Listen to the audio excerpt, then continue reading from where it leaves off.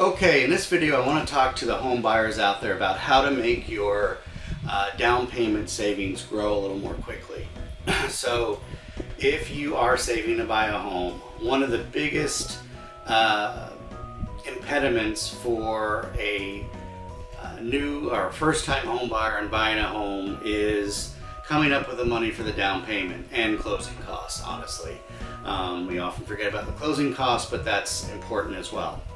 While there are some zero down payment options, such as a VA loan, which is great if you qualify for it, or a USDA loan, which is great if you and the home qualify for it, those are only two options and not everyone's going to qualify for either of those two options.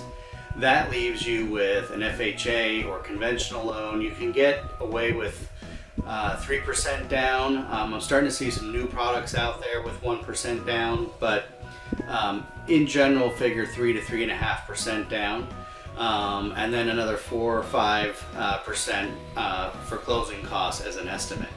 So for a $300,000 home, you're talking about $20,000 or so, and that's not easy for a lot of people to come up with very quickly. So the first way that you can grow your down payment savings is to look at a certificate of deposit.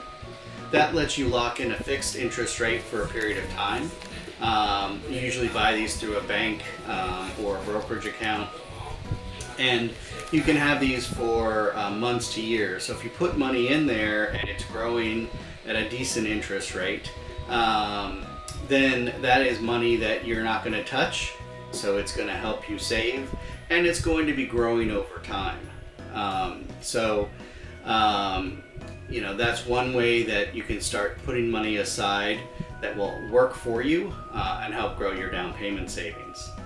The second option is a treasury bill, and these are backed by the U.S. government.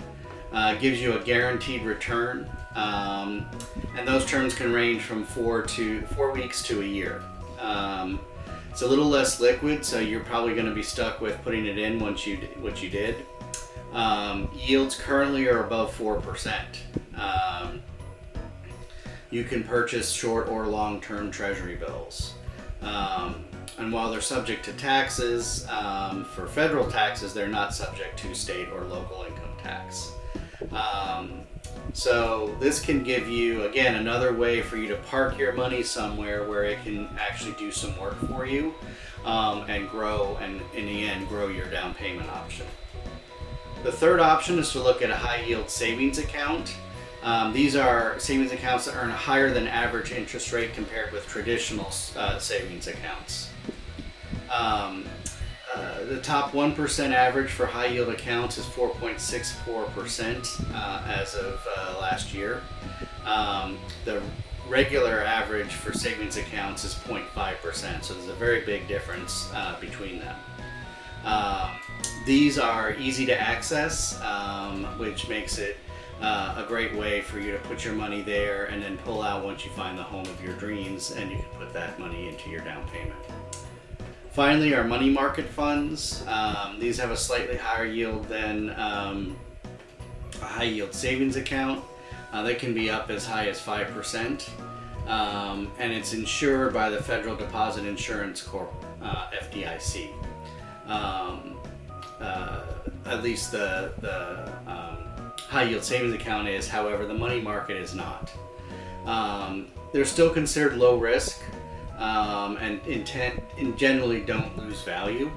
And so this is another area where you can park your money. So a lot of us just put our money in our bank account, our checking account, and our savings account, and unfortunately, due to the low interest rate in those savings accounts, our money is not really growing. So instead, parking your money in one of these four options can help that down payment fund grow more quickly. And so this is a great way for you to increase your buying power, essentially. As always, if you or someone you know is looking to buy a home in Central Florida, I would love to be your realtor of choice. Please reach out to me. I'd love to help. Remember, you cannot miss with Chris. Have a great day, everybody.